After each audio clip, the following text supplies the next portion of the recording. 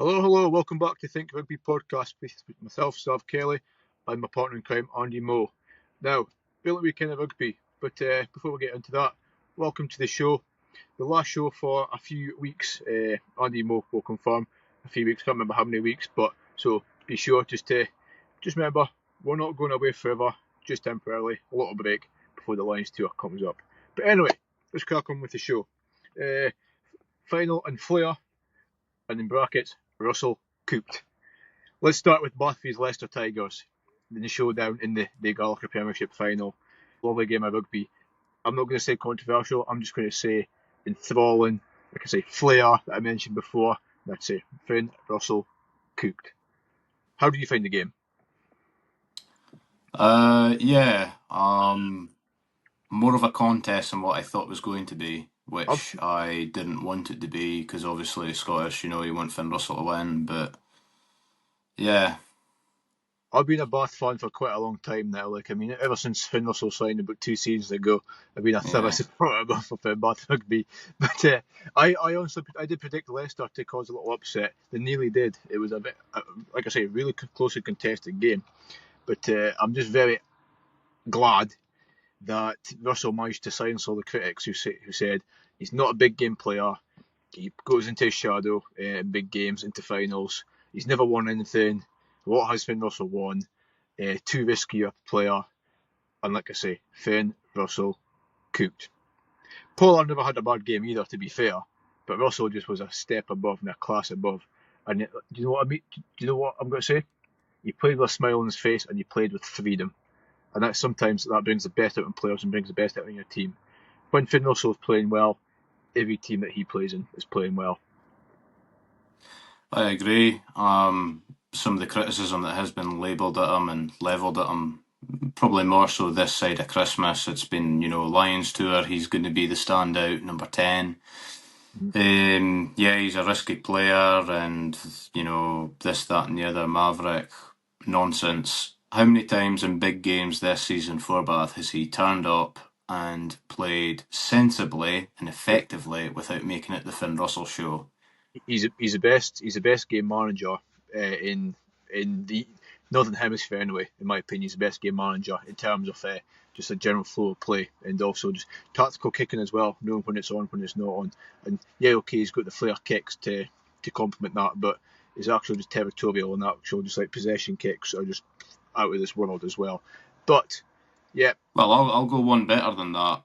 go on. I'm going to die on this hill again. Best fly half in the world.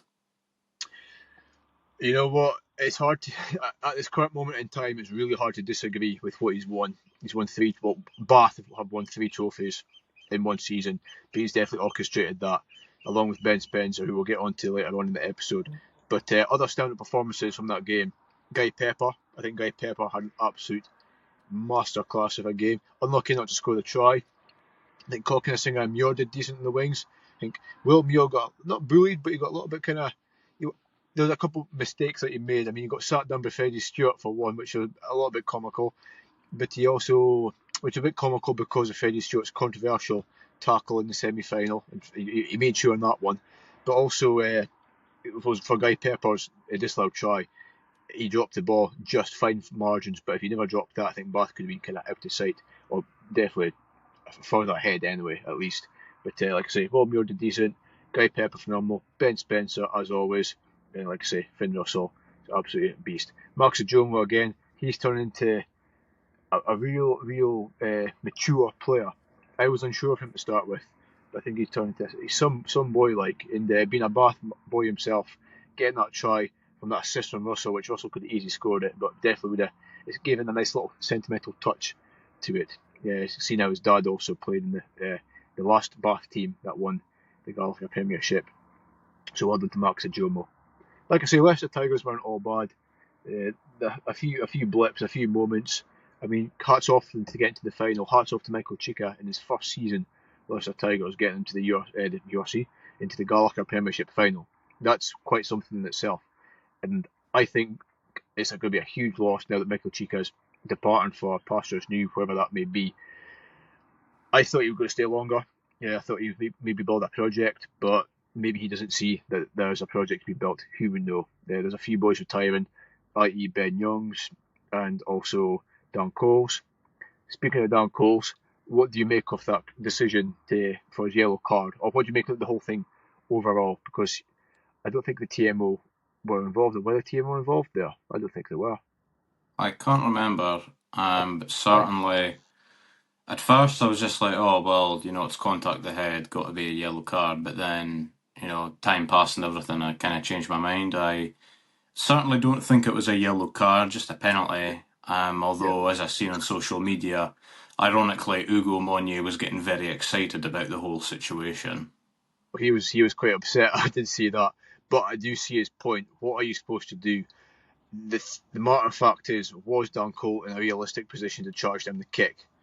To be fair, I'm not going to say no, but I'm going to say he did make contact, so he's got to expect some sort of repercussion. A penalty would have been in everybody's favour, I feel. I think nobody would have argued with a penalty. I think Dan Coles has taken the punishment quite well. So he came out and spoke on his podcast, and him and Ben Youngs kind of discussed it. Look, he's gutted, as you expect, but he never lost that game for Leicester Tigers. He never. No, there were still moments. You've got 100 Pollard, maybe the most clutch player in the world. I mean, he is one of them. But those moments, but I just think this Bath seen the game out quite well. That's all I've got to say on the final, though. Well done to Bath. Treble winners this year. Absolutely phenomenal effort. And yeah, long may it continue. There's a reason why the team with the most Scottish boys in it have won. Who knows? But yeah, as you say, I think we would both agree though that the best team over the whole season in the Premiership kind of deserve to win. Yeah, 100%. I can't. Like, nobody can really dispute that. They were streaks above everybody else. What about the other final, URC final? Leinster vs the Bulls. Well, that was a bit anticlimactic, was it? Yeah, I mean, similarly with Bath, Leinster have been apart from a couple of blips in the domestic league, they've been by far the best team in that league this season. And as I predicted at the start of the season, I thought they would go and win it. 40,000 plus at Croke Park, which, considering the recent attendances at the Viva, I was pleasantly surprised. Although there was, quite a lot of build up from coaches and players trying to get them to turn up. They were by far the better team, and from minute one, same as against Glasgow, they were just right. This is our game plan. Boom, you're trapped. That's it. They're the perfect example of a system-based team that works exceptionally well. Shout out to Bulls though, who got their one try through who else but Duhan's brother Akker van der Merwe, who plays hooker, came on at hooker off the bench. Shout out to him.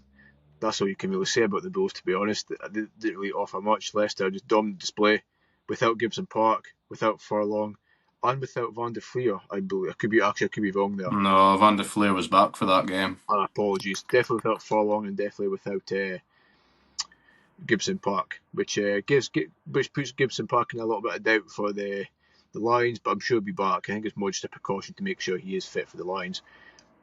Jordy Barrett, fair play.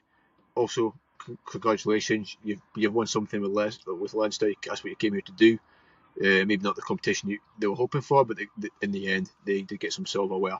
He's away back from his sabbatical. He's going back to New Zealand now. I assume he's away back to New Zealand.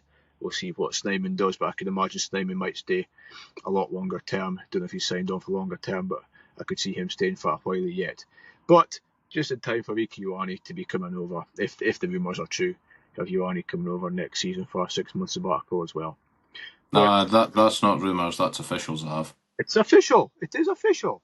BBC Sport were reporting it.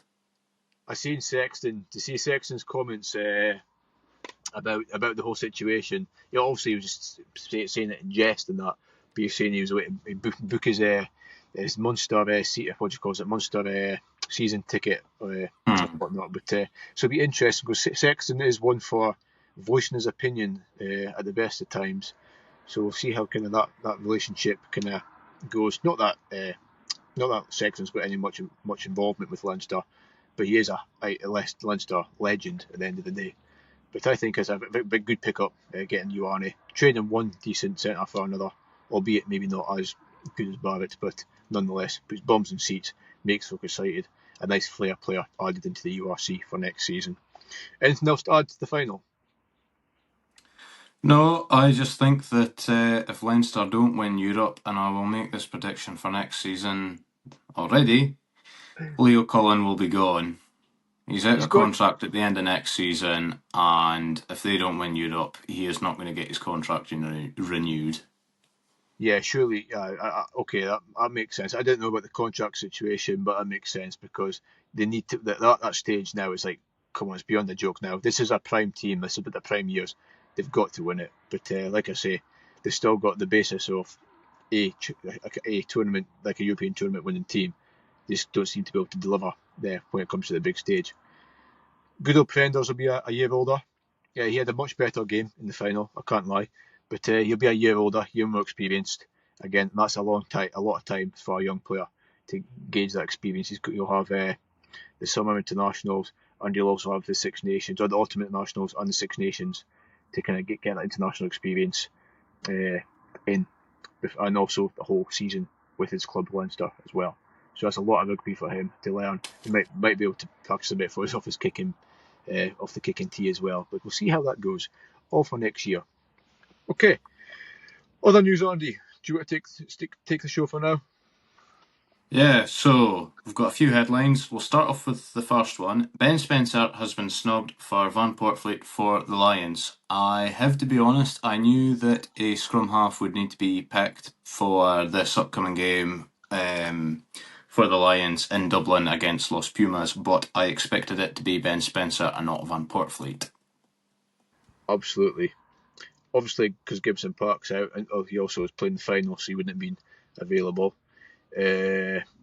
Folk were saying Ben White, but if you Slow Sports News, if you didn't know, Ben White can't because he's still contracted with Toulon to the end of the season, so he can't get out, just like Kinghorn and any other English player that maybe possibly will get called up, so that he'll be one. Ben Spencer for me is the obvious choice. Be the best player in the league by a country mile. I could name one other player that could have got called up, and that name is George Horn. But George Horn. he's never going to. But look, one of the most informed players in the URC. Farwell should have surely been looking at that just for a one-off game and thinking, yeah, get him up. But wasn't to be. I guess you can't start for your country, but either can Van Portley. So maybe that logic is irrelevant. Maybe. Maybe.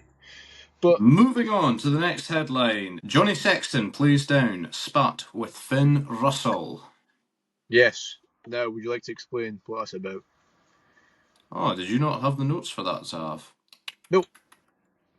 I left it for you. So, in Johnny Sexton's book, which he released after he retired after the 2023 World Cup, he spoke very publicly at his dismay at the tour picks for the 2021 Lions Tour to South Africa.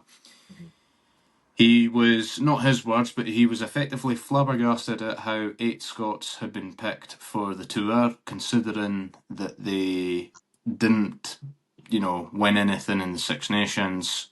And he described Finn Russell as the darling of the media and also compared him with Owen Farrell and said that Owen Farrell is by far the safer option that he would go for. Sexton was, I think, just a bit upset with how Gatland had picked a young and up-and-coming, basically in his prime, Finn Russell, over a seasoned veteran in Sexton, which I think... So Sexton has came out and said that basically the media have been making a bigger storm about it than what has actually happened. He's come out and said that he has had a handshake with Finn Russell, they've chatted, and he's there to help him however he can, not to criticise or whatever, basically doing a coach's job out on tour. Sexton said this, 3 years ago? Something like that, yeah. I can't believe Well, it. his book was released 2 years ago, but yeah. That's crazy. It's absolutely crazy. To me, that's just shit journalism, folk bringing that up and trying to make a story out of it. Spin. Yeah. I actually feel sorry for Sexton there because he doesn't. If someone you say 3 years ago, or 2, 3 years ago, your opinion can change, absolutely, especially in that long a term. So I think a completely irrelevant comment. Being honest, I think of course he probably knows Russell's the man for the job, and he's there maybe to complement the likes of like Finn Smith, and because Finn Smith is probably the backup fly half, so helping him nurture him because Russell can only do so much. You've got somebody like Sexton that could pass on the experience and that for a player like Finn Smith, you take him.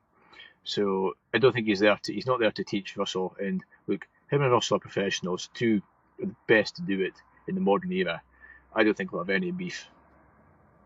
Yeah, and the other thing is, I mean, what we want folk to be as honest as possible. Here's Sexton giving a very honest opinion about what happened in that tour and also what his honest feelings were at the time. Mm-hmm. We're also wanting rugby players to, more characters, we want more Always. engagement, we want Yeah, storylines to be created and yeah. everything. And here goes some journos bringing it up, maybe trying to get a bite out of him. But yeah, fair enough, Sexton maybe spoke first and now he's having to face the music for what he said. But I agree with you, I feel sorry for Sexton. I think it's shit journalism. If you said that like a year ago, you can understand. But it was 2 3 years ago. That's ridiculous. That's literally ridiculous. I'm trying to think of comparison just now. It's literally like saying, oh, I don't even know. It's literally like saying Ellis Genge, or a few years ago, absolutely rubbish. What's he doing playing for England? And he's now playing. He's in the form of his life, and somebody kind of basing their opinion that fact he's still getting picked for England a few years ago, and he still is now. It's like folk can improve. Maybe Russell wasn't as good a player as he was like 3 years ago as he was. I think he was, but in Sexton's opinion, he maybe wasn't as complete as he is now. Maybe he at the time he thought Faz was a better player, safer bet. Look, Yeah. everything's subjective. Folk can have their opinions of things, especially Sexton, who was a world class 10 when he was playing. He's probably one of the folk that can't have the opinion like that. And I like how you mentioned about you want characters in rugby. Absolutely, you want to have a bit. That's how you get bums and seats. That's how journalists make money. It's when you have characters in rugby. Uh, Go not back and forth like in a toxic way, but just a bit of kind of excitement in that. Which is why I quite like Pollard, because he adds that bit of a characteristic and a bit of kind of excitement and like trying to prove the doubters wrong. But there's other examples like Ricky Wani. Yeah, it's the same as well. Like, sorry for cutting you off, but Right. the example always comes to my mind is here's Steve Borthwick going, "All right, lads, we've got to get better week on week." Mm-hmm. Good impression that. It's so bland, and I'm just like, fuck off. Just say what you're proper thinking. Yes. I can't remember who it was for Leinster that came out and said, "Oh yeah, well we know that everybody hates us or whatever, but we are just here to kind of silence a few critics." I'm like, Yeah. yes, I want that. Keep on saying it. And guess who I think was the best, absolute best, and the journalist had an absolute field day with him. Eddie Jones. Yeah. Eddie Jones. Phenomenal. And as much as he was a bit of towards the end, a wee bit of a dick, but it was entertaining. And everybody followed it and got bums on Yeah. seats. So you got a lot to thank for Eddie Jones. Anyway, back to other news. Scotland squad. The Scotland summer squad has been announced. So I've not got much to say other than there's a few additions which are. I can't quite see what you're doing there. No, I was just being like, it's on the screen now to the ladies and Yeah, gentlemen who's watching. Don't know what you're doing. So we've got a few additions here. So the additions that I'm really delighted to see is Fergus Buck. So he's not actually had a cap yet, but he was in the Six Nations squad. Plays for Sarries, fly half for Sarries. I'm so glad he's decided to play for Scotland instead of England, or not. We'll try this chance at the All Blacks. So he's come over and he's trying his chance here. I'm hoping he signs for Edinburgh or Glasgow, and that might be the long term solution for Glasgow is to get Fergus Burke in at some point. So that would be one thing. It's good to see Harry Patterson back. I think he's a very, very exciting prospect. He's not been in the mix for a while. I can't remember if that's because of injury or whatnot, but it's good to see him back. You've got Andy Christie back from after a good year and a bit. Yeah, he's been playing some club rugby for Sarries. Back in the mix. I'm gassed about that. He can play at number 8. He can play He can play it all in the back row, so he's a very versatile player there. You've also got Moncaster, and I'm hoping Moncaster gets a good stint in the games. Fingers crossed, but again, we'll see what like. People has been left out that maybe not surprising, but some big names that could have been there possibly. You've got Hamish Watson, he's maybe the least noticeable one because his ship's kind of sailed. Marcus Bradbury. Now, if I didn't know the news that he's apparently getting married in summer, I would have been very miffed by this. But I think probably because of marriage and personal reasons like that, he doesn't want to go break his leg before getting his big day. So it could be to do with that. You've got Dave Cherry gone. Again, you mentioned if Turner didn't sign for Quins, then Cherry will probably be there. Same with Johnny Matthews, maybe in with a shout if Turner wasn't back in the mix. But also Robbie Hutchison. I thought Hutchison would be there. I think he's been playing very well for Northampton, and I think he's a little bit unlucky. He's had a good season with Northampton, that is. It has Hutchison, so, but nonetheless, they're not there. But some very exciting prospects, like McDowell. McDowell will get a good amount of game time. I'd like to see Jamie Dobby get some more game time. Ben White will once he's back, if he's not called up for the Lions, because I think if an injury for the Nines, then he will be straight into the mix. He's got to be. Something wrong if he's not. So yeah, there'll be a few big names, and Scotland's got quite a strong squad heading over to the Pacific Islands, so which will be Fiji, also playing Maori All Blacks, and also Samoa, I believe. Now, the one game that's the big one, the one that matters, is the Fiji game, because Scotland, they don't need to, but it would be well within their interests to get seeded in the top 6. Just now they're 7th. This is all to do with the World Cup cycle, because if they finish 7th, they could be paired with one of the top 3 teams or 4 teams in the world, which would be either New Zealand, South Africa, or a team like that. You don't want to be stuck with a team. Either of them two teams, the All Blacks or the Springboks. It's a bit of bad news, and it's a very difficult group to get out of. And hopefully Scotland don't get grouped for a 3rd year in a row. It'd be absolutely awful. Since I started proper watching rugby back in 2011, well, it was the first World Cup I remember watching, was 2011 World Cup. Scotland had been at the group stage once. They got grouped in the 2011 World Cup because they lost to Argentina, and I think it was England in that group as well. Then I think it was. So they lost to Argentina, which is a bit of a banana skin for Scotland. They got the quarterfinals against Australia in 2015. You know what happened there. Yeah, could have, should have. Then they got grouped in the Japan World Cup, and then got grouped in the France World Cup. So, surely a bit of luck. Scotland have not had good success in the World Cup as of late in recent times. Well, in 2010 plus. Well, maybe on the subject of that, I'm not going to name the company or the people who released the article, because I think they are worse than Greta Thunberg for recycling old shite and saying the same things over and over again. I had a read at the article, and it said that Gregor Townsend's current contract with Scotland is due to expire at the end of the Six Nations next year. Mm-hmm. We don't need to go over old ground, because we are not like this company that have recycled the same story. But I'm happy for them to recycle the same story, because it creates pressure on Gregor Townsend and the SRU to not bottle it and give him any more time with Scotland. Yep. Like, we will be keeping a very close eye on the situation, and with any luck, Townsend will be away from Scotland as the head coach as of March 2027. 6. Why did I say 27? I meant 26. So keep an eye out for that, folks. He needs to be gone sooner, but we won't get onto that. Anyway, Moving on. Yeah, before a new can of worms opens up. Going on. Yeah, so a few other lot of things. Faz Tusares as a player coach, there was rumours, it is true. They've had to pay Rashton, I believe, £200,000 to get him back. Is that some a ball number like that? Which, I mean, up to them. They've obviously got money to spend. Faz is back in the mix, and you'll probably become their coach over time. After his 3-year deal, I believe it is up. You've got Van Portleet called up to the Lions again, but I think we've already mentioned that possibly. We've already mentioned that. Keep up, Zav. That's absolutely fine. I should have ticked that off. I must have missed my eye. And lastly, we've got the Lions coming up, which we'll be back for after a little kind of sabbatical ourselves. So, prediction time. What you think? What are you thinking, Andy? I'm going to go for the cop-out answer, and I'm just going to go, 2-1 Lions. Fair enough. Cliche. I'm going to go 3-0 Lions. 3-0. I just don't think Australia are quite there yet.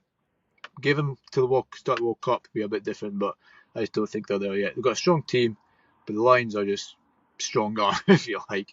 That's a really bland way to put it, but they are just leaps and bounds in every shape and form. I think the only position that they're probably going to be stronger in is maybe fullback, if S1E37 starts at fullback. Other than that, I don't really know. I think S1E37 is better than Kinghorn, but it'll be a very good contest. S1E37 vs Kinghorn if it's fullback. But S1E37 might be incentive at 13, where he's got to face like Tuipulotu, Aki, Hugh Jones. So again, it'll be very interesting to see how it goes. But I'm very excited for the Lions tour. It can't come soon enough. We've got the warm-up match against Argentina very soon, and then That's the on rest Friday. Exactly, and we've got the rest to follow. So I think they'll see off Argentina. Well, I hope so. Even with a severely depleted squad, it'd be good fun to see it. And like I say, it's Lions time again. It's been 4 years, a very fast 4 years. But it's good to see so many Scots, and first time having so many Scots in a long time. We'll see how we get on. I'm excited. I think Andy's excited. Oh, yes. There we go. Can you tell by his face? But yes, nonetheless, it'll be enthralling nonetheless. Okay then. Any other news, Andy? No, that's it. Just like to thank you all for watching and supporting and sharing the podcast. Very much appreciated. And we will be back, I think, ahead of the first proper test against the Wallabies. And that'll be when season 2 kicks off. So stay tuned for that. Exactly. Appreciate all the support, guys. Make sure you follow. Make sure you turn on notifications so you see the video coming out in a few weeks' time. Follow us on all our socials at Think Rugby and at Andy Mo. Thank you very much. Hope you enjoyed the episode. See you later. Bye-bye.